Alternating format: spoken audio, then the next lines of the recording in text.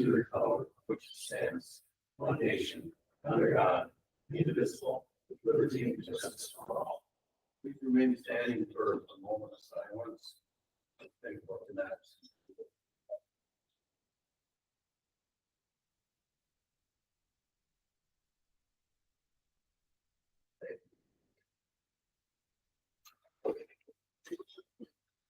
First item on the agenda is approval. Agenda by motion. Second by Pat, second by David. Discussion. Hearing in favor, say aye. Aye. Agenda is approved.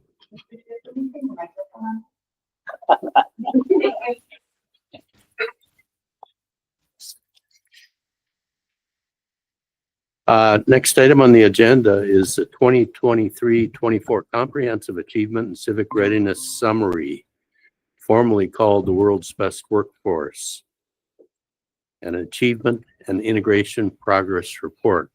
Ryan DeBay. Yeah, thanks for having me.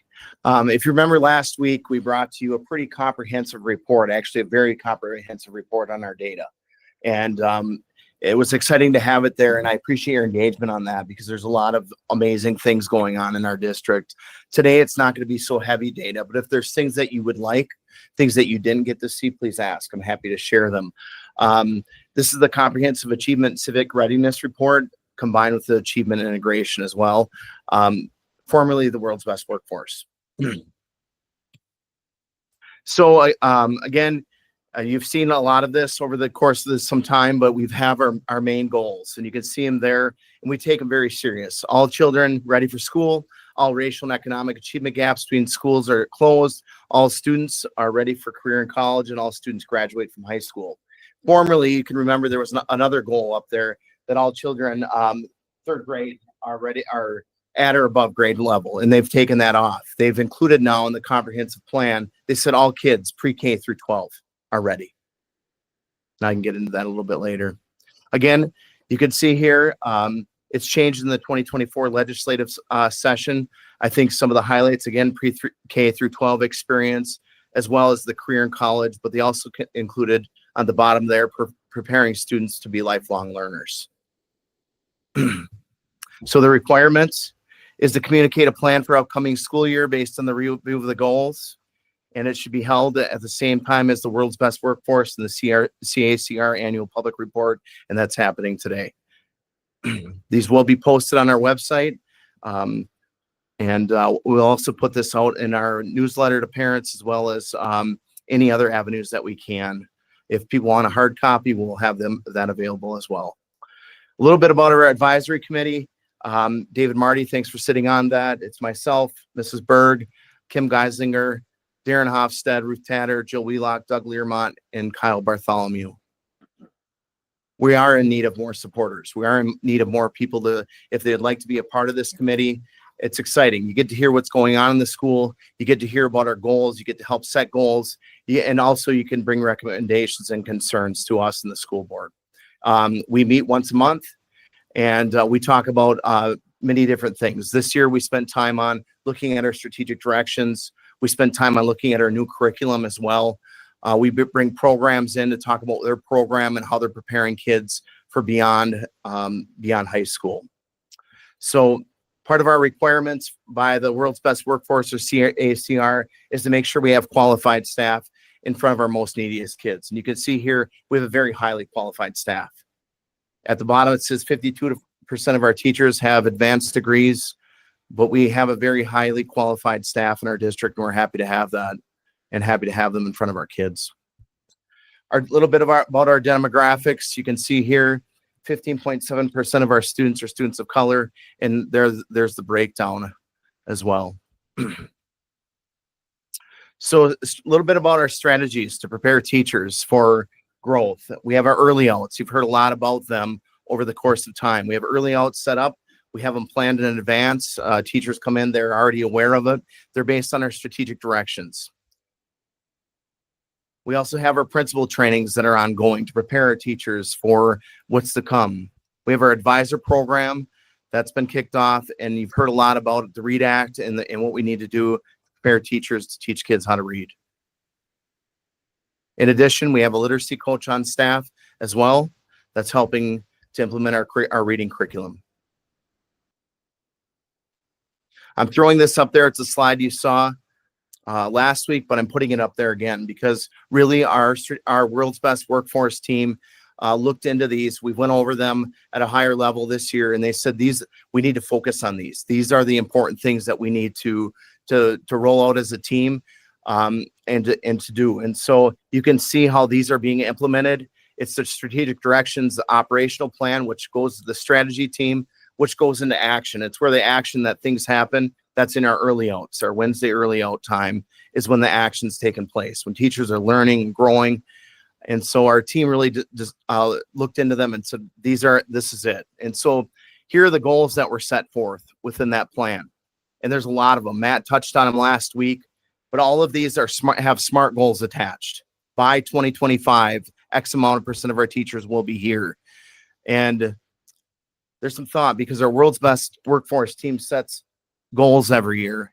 And they really thought, hey, why not look at what we can do to help supporting our staff to reach these goals? What training can we provide? What things can we do to increase the goals to student outcomes? And so we wanted to focus on staff.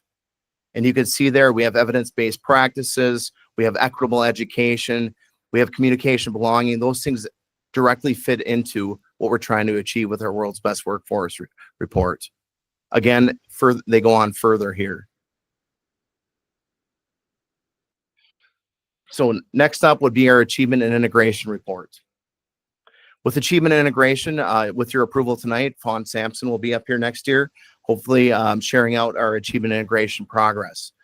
So our goal with the achievement and integration is pursue racial and economic integration, increase student achievement.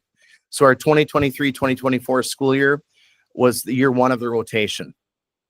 And all goals are written in a 3-year period. So there's 2 achievement goals, 1 integration goal, and 1 teacher equity goal. So our first goal here is the percentage of American Indian students in 318 and post-secondary education will increase from 25% in spring of 2021, class of 2019, to 50% in spring of 2025. This goal is still in progress per MDE's report. The last report we have is 2022. We have 45 American Indian students enrolled in post-secondary education within 16 months of graduation. Our goal there, what are we doing? Targeted counseling lessons. That's happening at the high school. One of the things I'd like to touch on, we're doing a lot at the high school with career seminars. A lot of this is happening within our freshman classes of making sure we're teaching kids how to fill out a resume, interviewing, things of that nature to prepare them for life after graduation. And so these are happening in our freshman seminar classes, and they're led by our building counselors. Our goal 2, in collaboration with Anishinaabe Education, Grand Rapids School District, and enrich cultural awareness through an increase of opportunities. You can see we've met that goal. What are we doing? We had students participate in cultural activities. We increase opportunities of cultural learning in the classrooms. The third goal, the percentage of students entering kindergarten will show growth towards kindergarten preparedness. Goal still in progress. 2023, we wanted to increase FastBridge assessment, 70% proficient in the spring of 2023 and 80% in 2025. And we had 78% of our kindergarten students proficient based on our FastBridge assessment. It's at the end of kindergarten, spring. It's a great number. We're pushing for 80. What do we have going on? Kindergarten Roundup and Kinder Camp. And our goal 4, 318 will increase the number of students enrolled in teaching courses. And this is again based on MDE data with 10 in 2022 school year. Sorry, this isn't based on MDE, but this is based on our data. We had 10 in 2022 school year and 15 in 2025 is our goal. It's still in progress. Currently, we have 3. Last year, we had 3 students enrolled into our teaching courses. We're striving to get more. We're pushing for that. We have a lot of things going on. We have the Ojibwe Ed taught in the cultural ed sites for younger students. Zello implementation is still happening. We have intentional scheduling for students, and we're providing crossover teaching opportunities with our Anishinaabe education students. And so speaking to Tanis at the high school, there's still a lot of things, great things going on to get our students into the teaching programs. With that, I'll take any questions.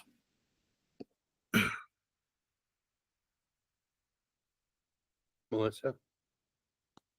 Ryan, when you talk about the teaching courses, is this part of that with Min North, their program Yes. with moving more people into education? Yes, that's part of the Class Act. Yes. Yeah, thank you. Great report. I noticed a lot of goals set for July 1st. Mhm. Mhm. A lot of these things are going to be ongoing, but we are implementing a lot of those. Most of those things that you saw up there, we are currently implementing. Based on what we're seeing in our data, it is realistic. We're seeing, if you look at evidence-based practice and rolling out the Archer stuff at the middle and high school, we're on track with them goals. And so a lot of what we're doing, we're seeing great progress towards what we're trying to achieve. Excellent. Thank you. Great report. Thanks for being on the team, David. Anything else?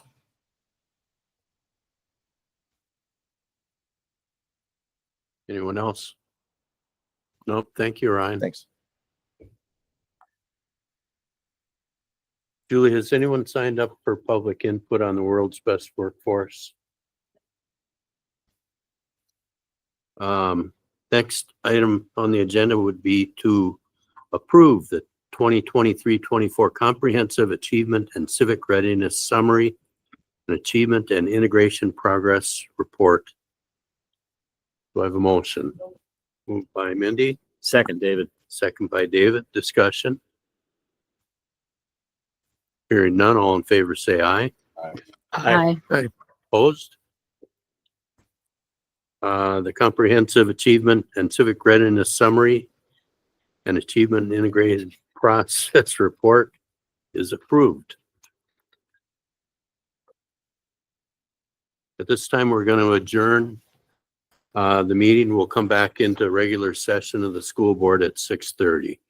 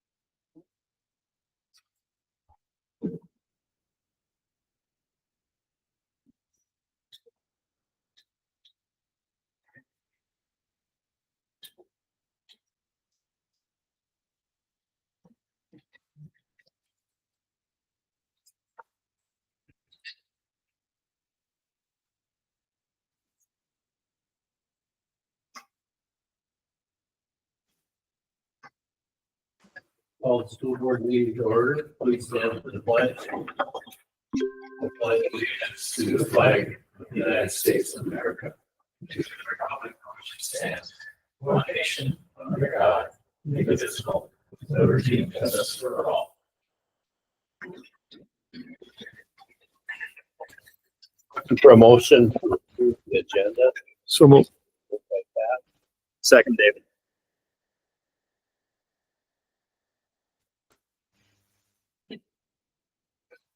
You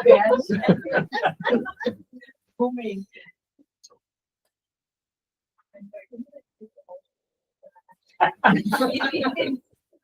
Looking for a motion to approve the agenda. So moved. Moved by Pat, Second, David. second by David. Discussion? All in favor, say aye. Aye. Aye. Opposed? Agenda's approved.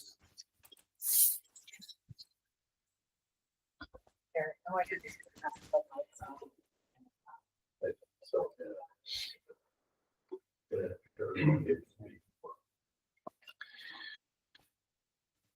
next item on the agenda is the principal's report, West Rapids Elementary. Sean Martinson.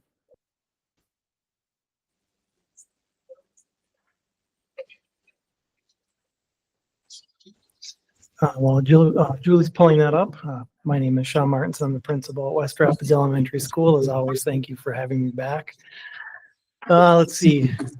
It's going to be a long and winding road. I always make the joke. I don't really do linear, but just a few things to keep in mind. If it gets lost sight in there, I do want to say thank you to the board for your continued work, especially those that will be moving along at the end of the month here. Also, there will be some things that I will share kind of about myself and my experience in Grand Rapids. Please don't hear me say that I'm the only one that has had these experiences. If it's a good thing, I'm not the only one having good things. If it's a pity party, I'm not the only one having a pity party. But I do believe at the same time that after a handful of years in the district, I've been able to see kind of the ebb and flow and how things have changed over time. Either way, with or without a microphone. So this is what we have. When you come into our school, you'll typically see the welcome, let's have fun and learn together at West We Shine. That is hands down me. I hear a lot of discussion and talk about things that kids maybe won't do in their life, like the Vikings. That's great. The Packers, that's great. But in reality, kids are much more likely to become an astrophysicist, a biologist, an astronaut. So for me, there were a handful of years ago that I ditched everything Green Bay Packers. And really it was because it got to the point where that was all people wanted to talk about was Packers and Vikings. And although that's fun, what we lose sight of sometimes is what kids could be doing. So as much fun as that is, keep in mind that there is quite a bit that our children can do, and where they get their start is in our building. So West Rapids Elementary School, it was new 5 years ago. It's absolutely hard to believe how that school came together, how it rolled out, how it was built through it. If you don't know the history, and I'll get to there in a little bit with the enrollment and how things have changed. This is kind of the snapshot in 5 years of what our school looked like. And in about a minute, Pat's going to say, "Did you print me any handouts?" And I didn't. But we'll have your captured your attention here.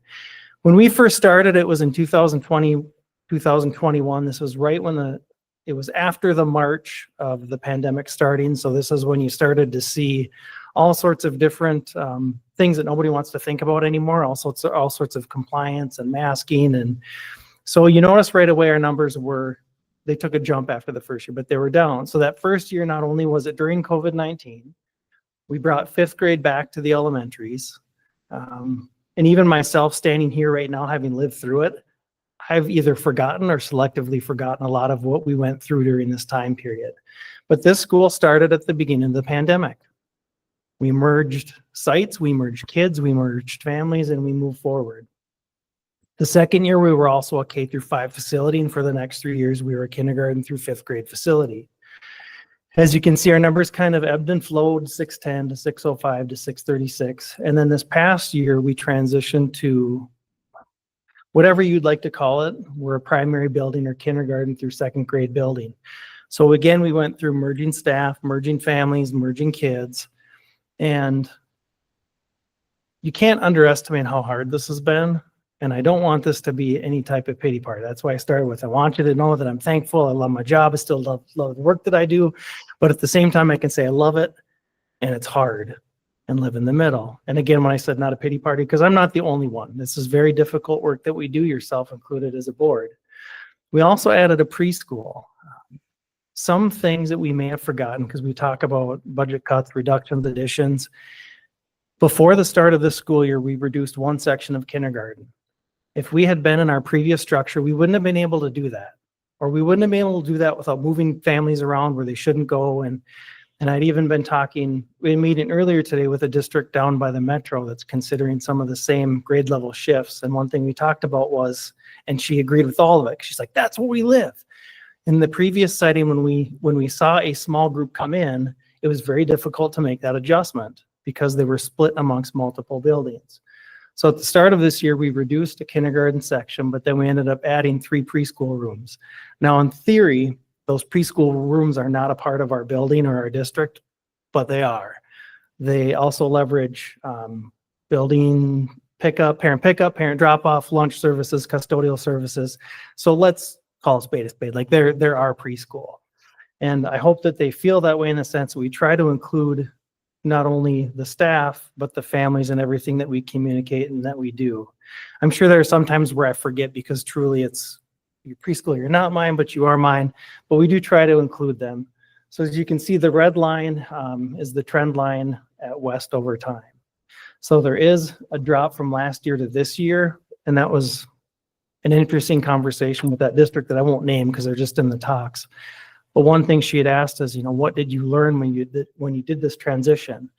One of the things that I'm learning the further we go on is keeping in mind that I think it's gone, but we really started with that East-West mentality of they're the same, because for many years, the first 4 years it was a K-5 and a K-5. For some, it's hard to make that transition now. They're not the same anymore. It's a kindergarten, first and second grade building. So just like I could look across the East and say, your numbers are less or more, I can't do that anymore. It's not the same structure. They're third, fourth, and fifth. I'm kindergarten, first and second.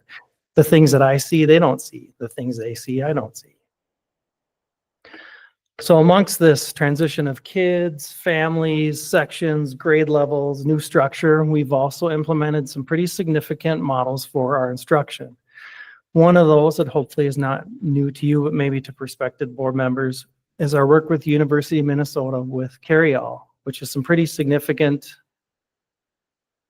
It's a pretty significant investment just in time. Even prior to COVID, it's been very difficult to do anything with staff development during the contractual day. The substitutes aren't there, the time's not there, it just doesn't happen anymore. At West last week, we had a grade level meeting for first and second grade. They each had a half a day. It's the first time since prior to the COVID outbreak that we had the entire grade level together at the same time. There's an asterisk there that that Cohasset and Big Fork weren't a part of it. But at the same time, like, that's pretty big that we had a training during the day and work time for staff, all of the same grade level at the same time. So not only do we have carry-all going on in the background, both live and asynchronous and synchronous, which is a really fancy way of saying sometimes we meet in person to learn and sometimes we meet on our own to learn. We also have implemented a new ELA curriculum called Wit and Wisdom. Hopefully the families are starting to hear more and more about this. I know at West we send out family flyers and information about the topics that are coming, the kind of questions that kids are going to be researching and exploring. This is a significant investment again for staff development, for training. I know this has come up before, but I wanted to make sure that I hit some of the highlights of the things going on for our elementary kids. I know it's K through 8, but they can come talk later for their own levels. So the next few slides I'm going to show, I have some different numbers. I want you to keep this in mind. I only did the schools that I worked at. So when I look at this, for example, is my career with kindergarten from 2009 to present, the red being the trend line. So although there have been ups and downs, you can see that the numbers have been pretty stable. You see the one big dip about 19.6, that's around the COVID outbreak. Something to keep in mind when you look at this though, whenever you see a number, you really have to dig deeper. And dig deeper might be, Sean, what does that mean? You're saying that the numbers are a little bit higher now than they were back in 2009? They were. So in 15 years, not only have the numbers gone up a little bit, but we've also reduced the kindergarten paraprofessionals. So back in 2009, this was a teacher and an assistant, a paraprofessional with that many kids. Now it's different. I taught kindergarten a long time ago in a previous district, and I can tell you that it would be unfair to say that it's the same. It'd be unfair to say that what I taught in kindergarten was like preschool now. They are not the same. The rigor is extremely, you couldn't compare the two. So for me to say I used to teach kindergarten, I did. That's what we called it at the time. That's not what it looks like anymore. So over the course of 15 years, not only have we increased a little bit, but we've also increased the expectations and reduced some of the supports. The other thing I wanted to keep in mind was if somebody looked at this, they might say, oh, so our kindergarten numbers over 15 years have been steady. No, because we've reduced sections in there. So back in 2009, we probably had 11 or 12 at a minimum sections, where now we have 9. So the numbers or the averages look similar, but keep in mind the section sizes have changed. Same thing for first grade. You see the trend line goes down a little bit. There's dips throughout those 15 years. The same thing there. This is a class size average. So the sections may have changed over time. And in most cases they have. 15 years ago, we had Cohasset, Forest Lake, Southwest, Murphy, Big Fork. Same thing for second grade. Second grade, we've seen it. The trend line really stays the same, but you'll see the ups and downs over the years. The thing to keep in mind is prior to switching to like where we are now, prior to switching to East and West and having multiple grade levels in a building, it was really hard to adjust. So 15 years ago, if I came to Pat and the board and said, this is where we're at, how could we reduce? It was much more difficult because they were spread across multiple sites. Now, if we see an increase, we can be more responsive to those numbers, or a decrease. Third grade, and the red line that's on there is because those students to the right of the red line are now East Elementary. But at East, again, you see, and it's interesting with most of those drops toward the right, that's at the start of the pandemic and moving forward where we saw the drops in numbers. Fourth grade, the same thing. The trend line stays pretty much similar. And again, this is class size averages, not the total class size. Fifth grade, this one's kind of wonky to look at because I hadn't had fifth grade prior to coming to West. So that's why the numbers kind of shoot straight up. When you look at class size averages, K through 5, and I know this isn't my building, but fifth grade is the high section. Those are 30 to 32 kids, I think, in general. And keep in mind, those classrooms were built for 30. So my son, for example, who's in a fifth grade classroom, and the teachers do the best that they can, and they kind of paint it as, look at how great this is. It's not lost to me that I walk in and go, so where'd you put the other two? Like, where's their locker? And they do the best that they can, but again, you can definitely feel the pinch on the class sizes. This one I just had to work in here because I don't know if it's come across any of your radars about parent pickup and parent drop off at the elementary. I wish, and I had shared this with the family, I've been doing this for a while. I know what I'm doing, and I have a really good staff. It started very hectic. It also started very hectic when we opened West. The first year we opened West with parent pickup, the line was out to, what was it at the time? It was Ground Round, I think. It was out to Highway 2. So if you're not sure, or 169 Pekegama, Pokegama, whatever we call it, the point being, even at that time, I said, just give us time. Like, we know what we're doing. With the help of Wegworth in the city, when we first opened, we started to identify new lines. These buildings were built for one pickup line. We didn't last a day. We needed 2. The same thing still holds true that we have 2, but our parent pickup at the end of the day is actually faster than it's ever been. Today, we were done at about 3 o'clock. There's an asterisk there. Mondays and Tuesdays is After School Learning Academy, so it should have been about 3:05. But the reality is we've now come to the point where we were super slow to super fast. At West, we do a pickup number system, and there's a couple reasons why we do a number system. 3-digit numbers are a lot quicker to call out than names and grades and levels. It also provides a visual. There's a whole system behind it. But for me, there's a pretty big safety component. So when you come through West at the end of the day, when it's very busy, and you'll see the numbers in a minute, what it looks like on a daily average, we're not tying up our radios. If we're on the radio, it's because we need to find a kid or something's changed. So this would be the daily average throughout the year. That spike in the middle, I have no idea. It was a Wednesday. I looked it up. There wasn't anything fancy that day. I think we had double entry. It's the only thing that makes sense. When you go by average, and Clayton and I were looking at this, and it really didn't make sense until we looked deeper. So our daily average is, it's about 200 kids are getting picked up every day. So we have two different lines. Whether it's 50, 55-45 or 60-40, we typically see, I'll just use 60-40 as my split. In the morning, we typically see 60% of our parents drop their kids off. At the end of the day, we see 40% pick up. So there's a considerable amount of drop off in the morning. And if I get to the point later where I get kind of whiny about how tough things have gotten, that's a pinch point. A pinch point to the point where I've looked for volunteers for parent pickup. Nobody takes us up on it because they have to deal with adults. And unfortunately, that is one thing I've seen in my career really twist, is how most people are really good, most people are really kind, most people are great to work with, but that small percentage that has always been there has gotten even more toxic, to the point where we have no volunteers that want to work in there. I make the joke in the morning with families of at West Elementary School, if things are going difficult, we smile and we wave with 5 fingers. And most figure out what the other version is. But the reality is we have some parents that they don't want to help because of the behavior of adults. And I'll get there a little bit later with staffing and how tight we are there. But the part that struck us kind of odd was, why is Friday so low? And I told Clayton, oh, I know why that is. The numbers on here are only the kids that are picked up in a car. It doesn't count buses and it doesn't count early pickups. Early pickups, as you can imagine, toward a Friday, pick on hockey, I always do.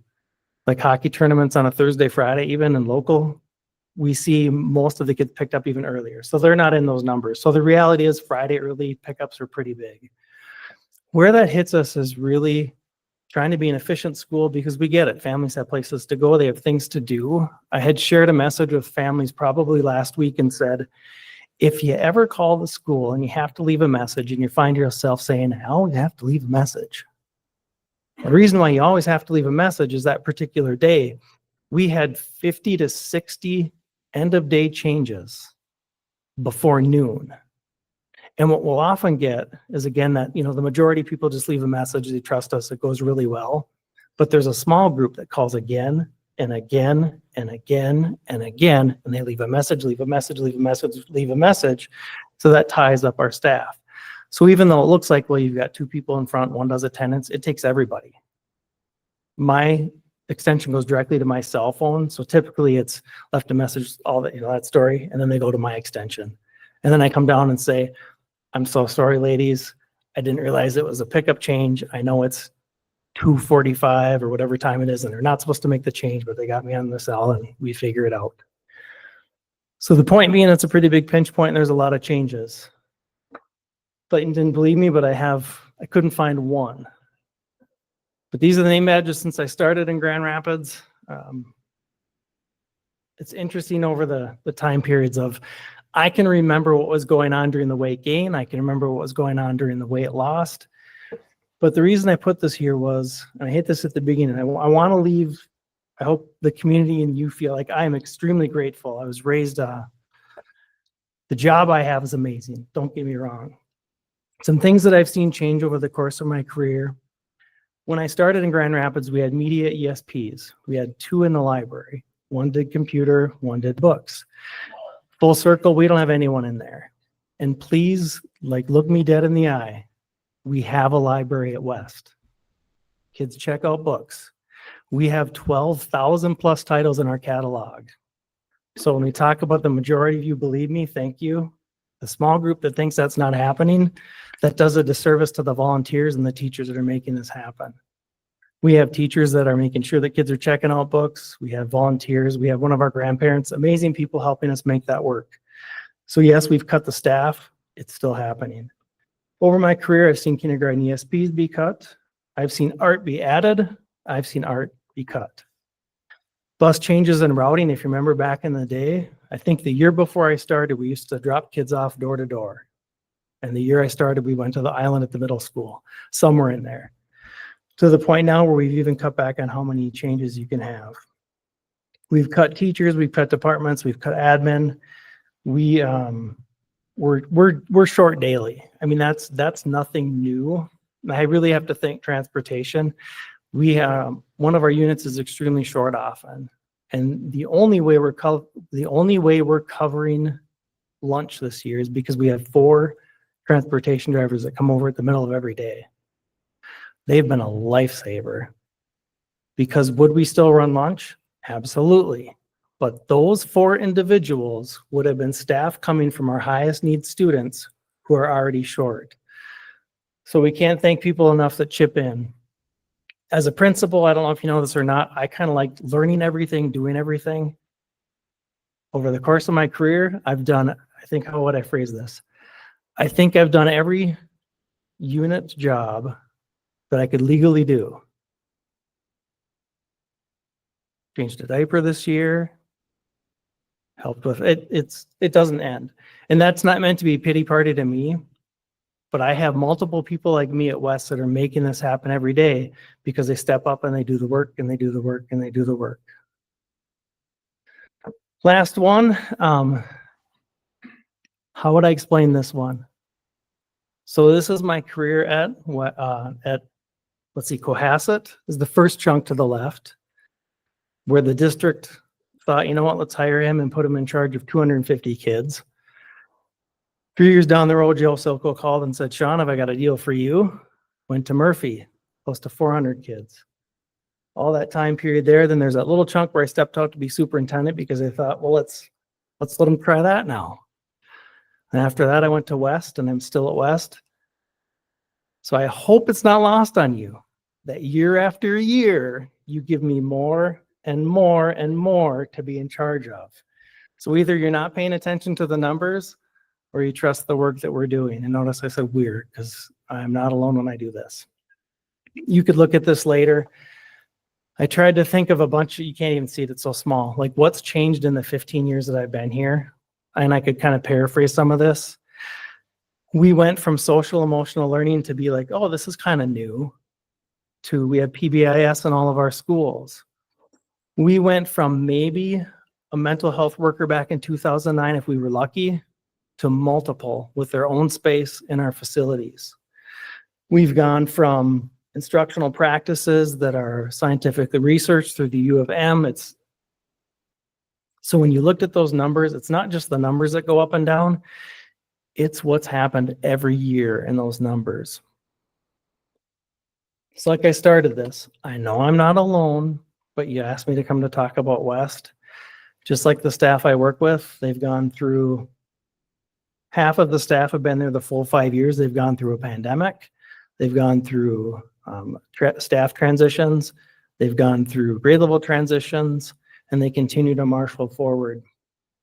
If we're paying attention to what our children are learning, what you're not seeing is how hard it is.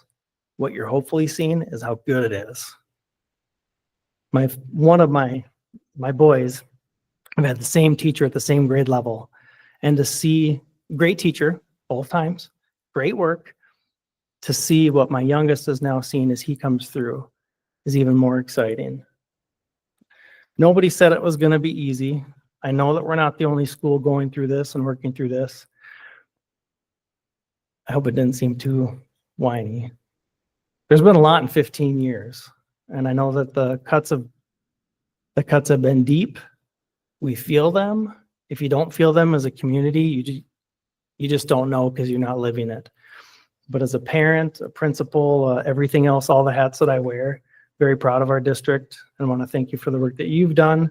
And if I led a lot of this about me, there's a we. There's a lot of people helping with this, so thank you. I'll answer any questions if you want. I tried to keep it short, and this is short for me. Mr. Chair, no questions. Sean, I appreciate your perspective from when you started to where it's at now and the challenges that then and now and how well we're actually doing it. You know, it's either half full or half full. There's a lot of great things happening to the staff, staff that you have in your school. So thank you for doing what you do. Mr. Chairman, David? Sean, I want a special shout out to the staff that you have at West. They are doing magic. I know it's difficult I know classrooms are bigger than people are comfortable with. I know there are all kinds of stresses. I know there's a shortage of paras, but the results that we're seeing at the board table from students at West is really incredible. It's known and acknowledged, and I hope you'll share my appreciation with your staff.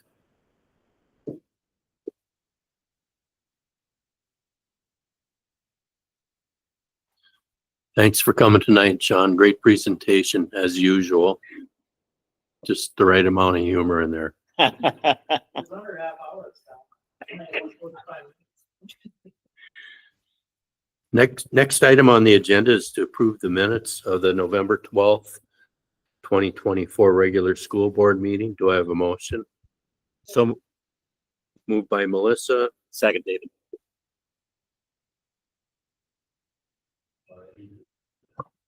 Any discussion? Hearing none, all in favor say aye. Aye. Opposed? Minutes are approved. Next item on the agenda is to approve the November 2024 claims in the amount of $5,750,463.50.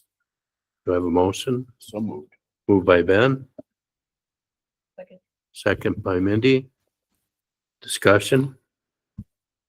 Hearing none, all in favor say aye. Aye. The November 2024 claims are approved. Next item on the agenda is to approve the resolution to accept donations and gifts for July, August, September 2024. Clerk Marty will read the resolution. This is the resolution to accept donations. Whereas Minnesota Statutes 123B.02 subdivision 6 provides that, quote, the board may receive for the benefit of the district bequests, donations, or gifts for any proper purpose and apply the same to the purpose designated. In that behalf, the board may act as trustee of any trust created for the benefit of the district or for the benefit of pupils thereof, including trusts created to provide pupils of the district with advanced education after completion of high school in the advancement of education, end quote. And whereas Minnesota Statutes 465.03 provides, quote, any city, county, school district, or town may accept a grant or device of real or personal property and maintain such property for the benefit of its citizens in accordance with the terms prescribed by the donor. Nothing herein shall authorize such acceptance or use for religious or sectarian purposes. Every such acceptance shall be by resolution of the governing body adopted by 2/3 majority of its members, expressing such terms in full, end quote. Therefore, be it resolved that the School Board of Independent School District number 318 gratefully accepts the following donations as shown in the attachments provided to the board. July 2024, $252,790. In August, $33,471.23. And in September, $42,368.44. Do we have a motion to approve the resolution to accept donations and gifts? So moved. Moved by Pat, Second. second by David. Discussion? Mr. Chair, again, we've done in the past, just want to thank our community, our partners, as well as the businesses that donate to the school as well. We couldn't do some of the things that we do here that benefit our kids without that partnership out there. So just a big thank you to them. It's over $325,000. Yeah, again, if you have any doubt on what the impact is. Kara, when she did the budget, it was a significant amount of the budget that came from the gifts from businesses and community members and those alike. So thank you for that.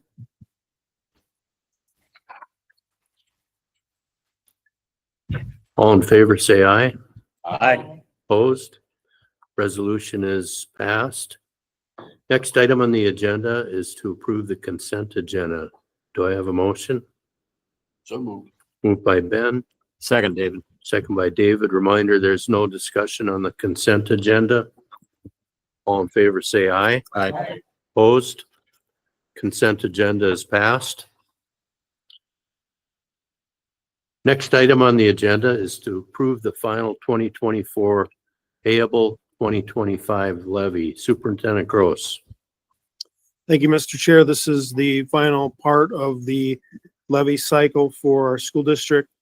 The cycle starts with the approval of a preliminary levy in the fall. Last week, the board and community were given the truth and taxation information from Kara, and that represented in that presentation total levy of $14,794,539, which is a 4.55% decrease from last year's levy. I recommend approval of the 2024 payable 25 levy in the amount indicated in the report. Motion to approve. So moved. Moved by Mindy, second. Support. Second by Ben. Discussion. All in favor, say aye. Aye. Opposed? Final 2024 payable 2025 levy is approved. Next item on the agenda is for information only.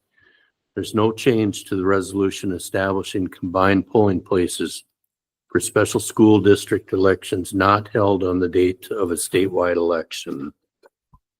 Superintendent Gross.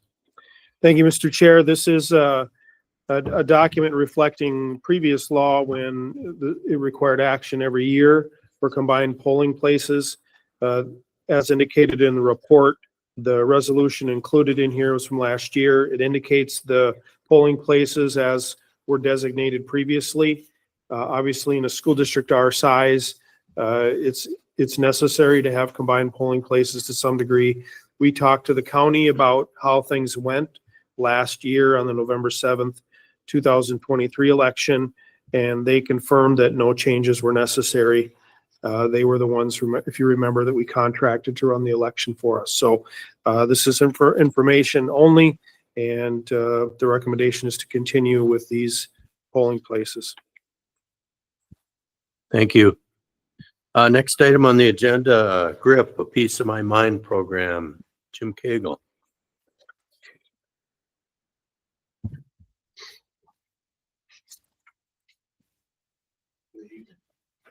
Thank you folks for allowing me to come and speak tonight to the school board regarding a program that the Rapid Rising Coalition and the GRIP Coalition, Grand Rapids and Prevention Coalition, is bringing in the end of January of 2025.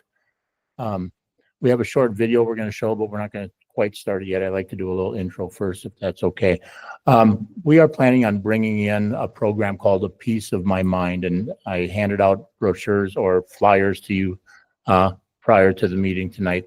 And it's just a brief little handout about some background information about the program and what it's about.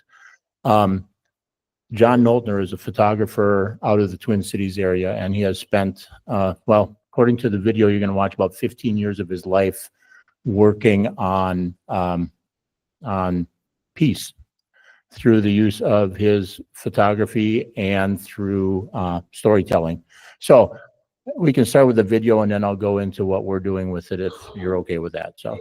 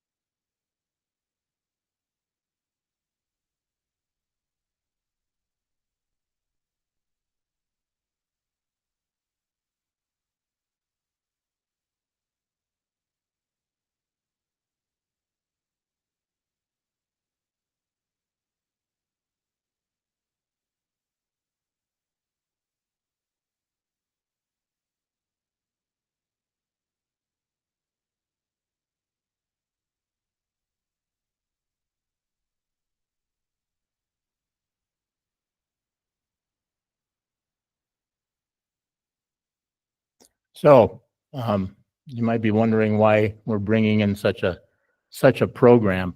And to be honest, I have seen John do his program several times now, 2 or 3 times, I should say. And he is an amazing man, and he is building upon what he started with his A Piece of My Mind program and exhibit that he takes out. And though he's talking about high-end scales with peace across the country and building bridges and that, we see that if we look at the gentleman he had talked about in the quote that he had from him, he talked about everybody has a voice. And one of the things that we don't see often are the voices of kids, young people, as an example, our high school kids. We don't often see the voices of the community and how they relate to each other. Oftentimes we see that the young people, our youth, have this divide between our youth and our adults in the community and, even within families sometimes. And the nice thing about this program is it's really a springboard off of his A Piece of My Mind program. Piece of My Mind introduces us to the whole idea that we are so much more similar than we are different, and that we can kind of span that divide and bring us closer together as communities. And when I heard him speak, I thought, this is somebody that we need to bring in, because it is such an awesome program that he does. And he will come into a community and he will sit down with members of the community, and it's really about building bridges to communication so that we can strengthen community as a whole. This flyer that I gave you has a few little points in it that I kind of use more as talking points than anything else, but I've already kind of moved away from that. One of the reasons, if we look at a little bit of the flyer, I put in this, our hope is that through the stories that are shared through this presentation, we will find common ground to continue to build opportunities for young and old alike to work together to build a healthier community. This is not intended to be just the culmination of stories, but rather the beginning of a journey together for a healthier future for our school and community. I really don't know where to go with this to talk to you guys about it, but I can tell you what our plan is. This is a program that is funded by our grant. We have set money aside to bring him in, and he's going to come in for a week, the end of January 26th through February 2nd. And what he does is he's going to have an opening presentation the night of the 26th, which is a Sunday, but he also brings in a 52 to 58 banner exhibit that he's going to set up in the Rife, in the front part of the Rife, out in the lobby area.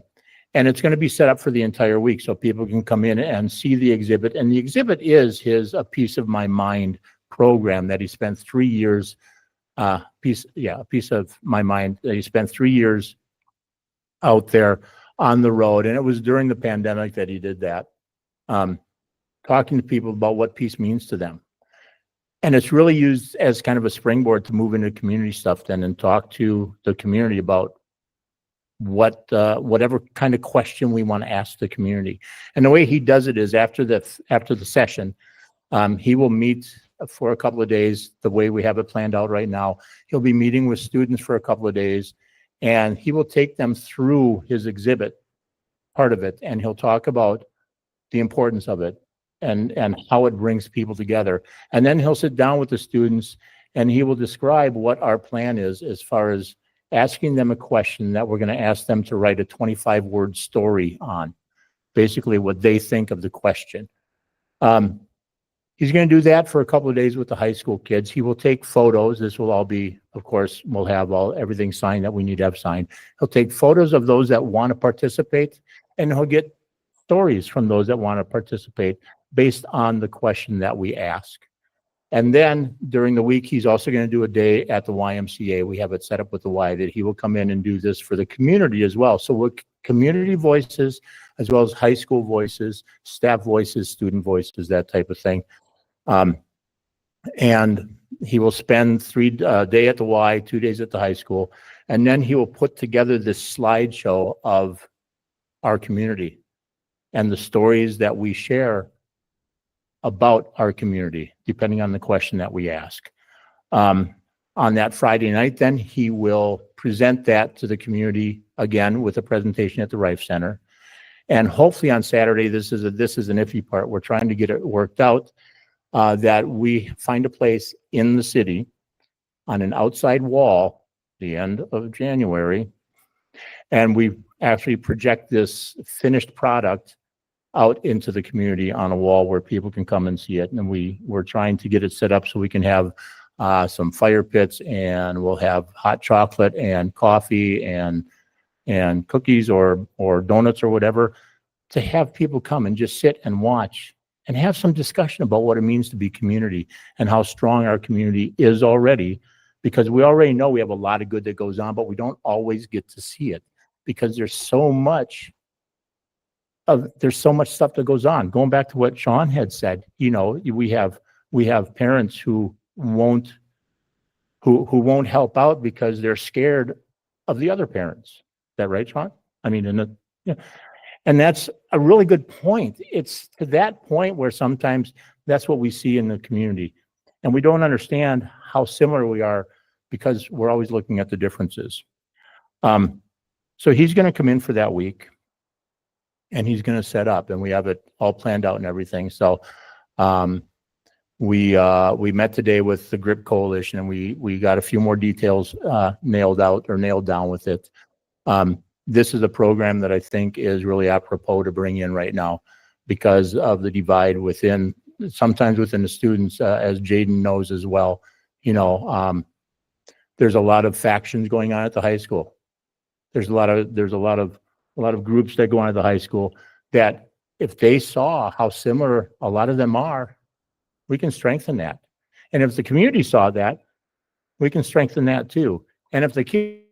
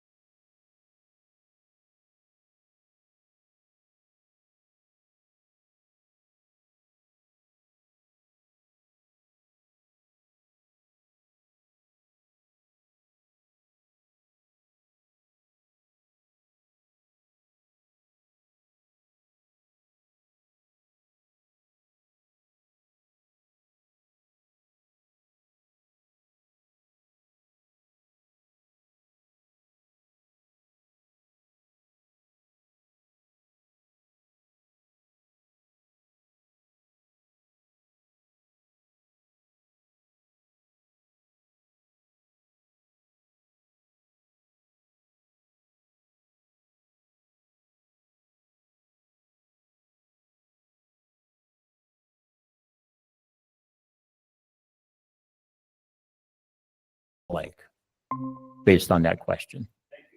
You're welcome. Pat? Yes. One of the presentations that school here, that Mr. Ron, for the students at next one. Well, they will be involved in the piece. Yes. Where I'm going is they're trying to report students into them. Thank you. Because that was something that we have been talking about a little bit. If it's possible to do, I think we should. In fact, we were just talking as before the meeting started that, you know, even with the opening session, we could maybe find a way to send it up to Big Fork, and maybe they can meet at the Edge Center and watch it live, you know, via technology, and then see if we can invite kids down to come and be a part of this too. Yeah, I think it's definitely worth looking into. I don't know logistically how it would work, but if it's possible, by all means, we should. We also talked about ALC kids, because every young person has a voice. Everybody in the community has a voice. And if we can share those voices and see what the community is really like, and I think it can just build. Hope so. Melissa?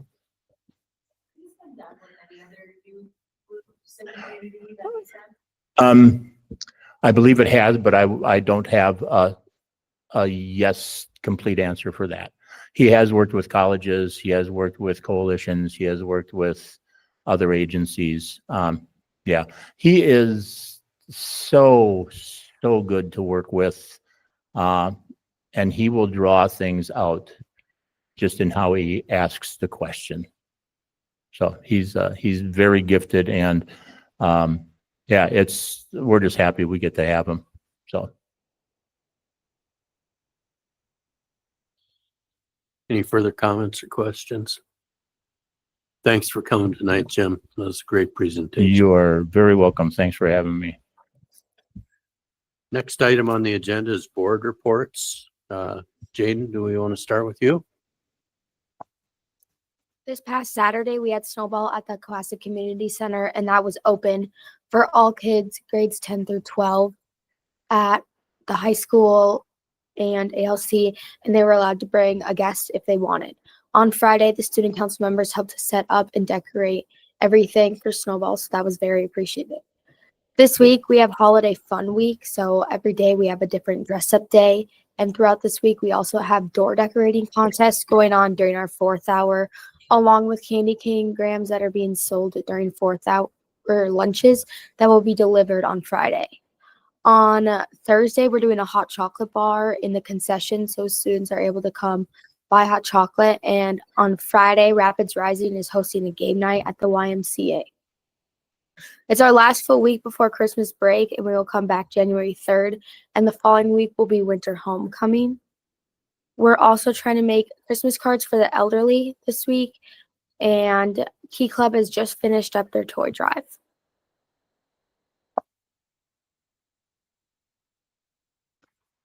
Pat? There,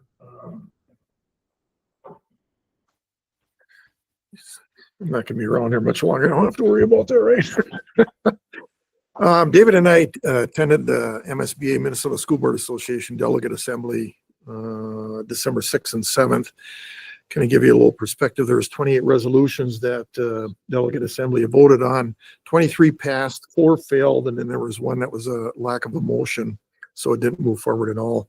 Ranged anywhere from school finance, taxation, school board employee relations, governance, and education programs. 2 out of the 3 resolutions that we submitted made the cut.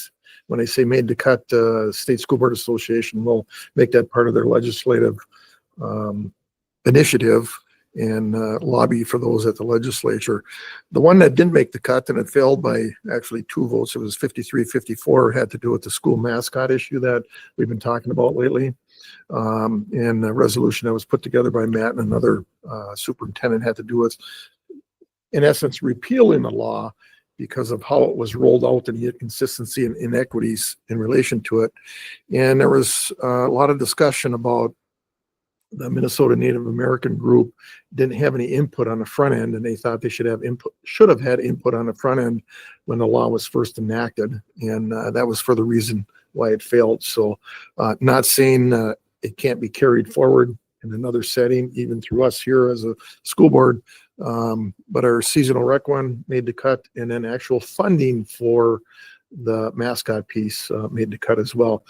And as you know, the state budget forecast is not that great. I think it was 616 million.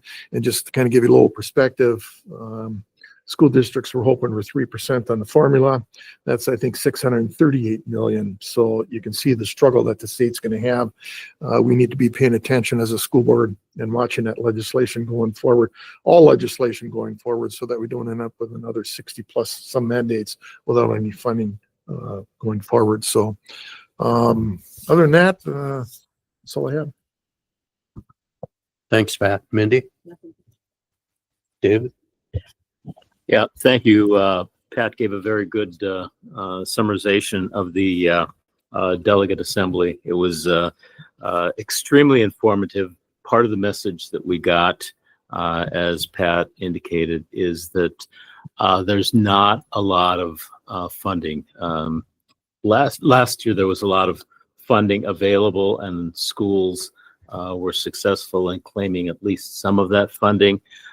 This coming year, it's very unlikely that there's going to be loose funding about, so we need to prepare accordingly. Mark, you and I attended the MSBA Phase 1 training for new school board members, along with our 3 new school board members and Matt Gross.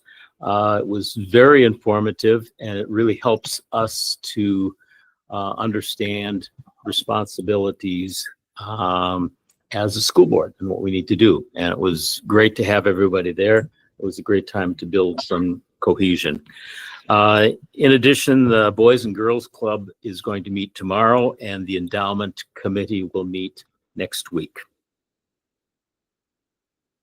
Ben? Melissa? I guess I would just add, in addition to the Phase 1 training I did with David and a couple of the new board members, I participated in some school tours this week with some of the new board members, and we're gonna complete those in Big Fork tomorrow, if I'm not mistaken. I'd like to take a minute to thank Pat and Mindy and Ben for all you've given, for all the expertise. We're gonna miss you. But thank you very much.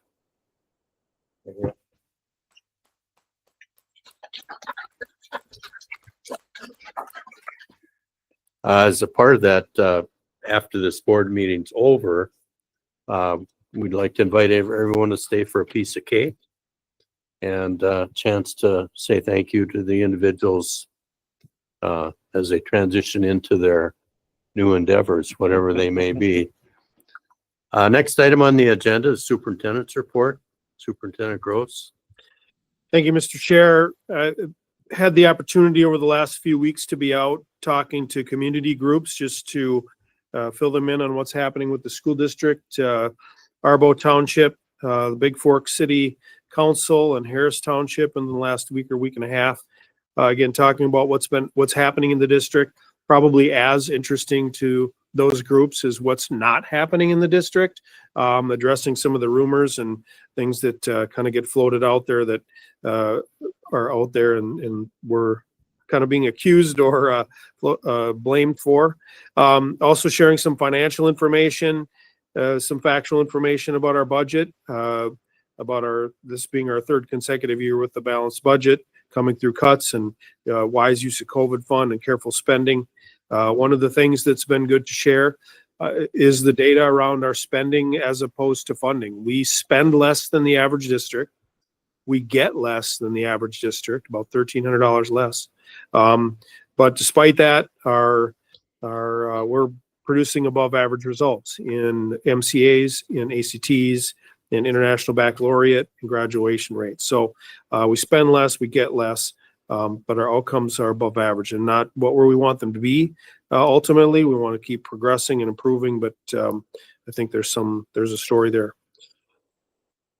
So that's been good. The last few weeks been working on budget planning and tech planning as well. A number of meetings with new board members and getting them up to speed. So that's been fun and exciting. I had the chance last week to attend a budget reduction workshop up in the northwest part of the state, and just really shocking to see that story continue through our state. The number of districts that are making budget reductions right now is significant and big. I just read an article today about Anoka-Hennepin, largest district in the state, and the size of the cuts, the scale of the cuts that they're making is just astounding. Something that's been interesting, just last week, Sean mentioned talking to a school district about building reconfiguration. I had 3 districts reach out to me just last week about our experience with that. They're going through some of the same things, needing to look at some of the same realignments. And so we're supporting that and helping them as much as we can, things we learned, things we would do better, things like that. So, yeah, I think that's it, Mr. Chair. I'd like to echo thanks to Pat and Mindy and Ben for their service on the board. This is a tough job. I don't know that there's been a tougher stretch in school districts, especially ours here. And so I know that's wearing, and really this is a volunteer and a community service type position, really, when you look at it at the end of the day. So thank you for your service to our community and kids. Thank you, Superintendent Gross.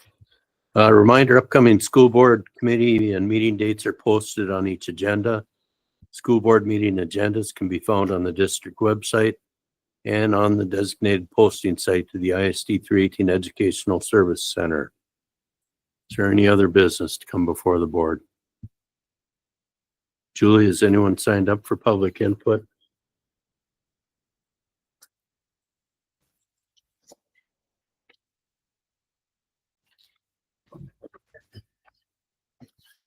Glenn, before you start, I'm going to read a real brief statement. The ISD 318 School Board shall provide a specific period of time where persons may address the school board on any topic subject to the limitations of Policy 206.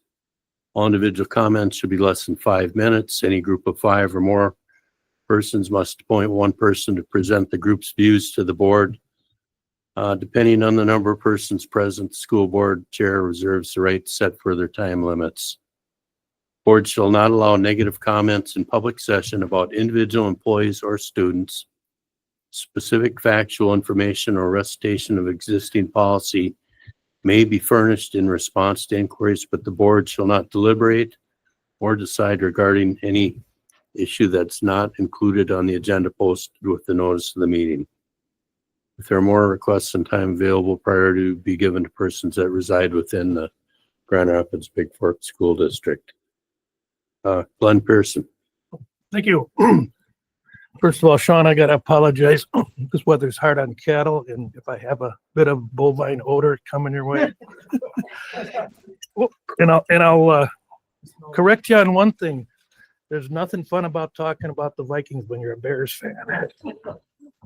It's going to be ugly. But thank you.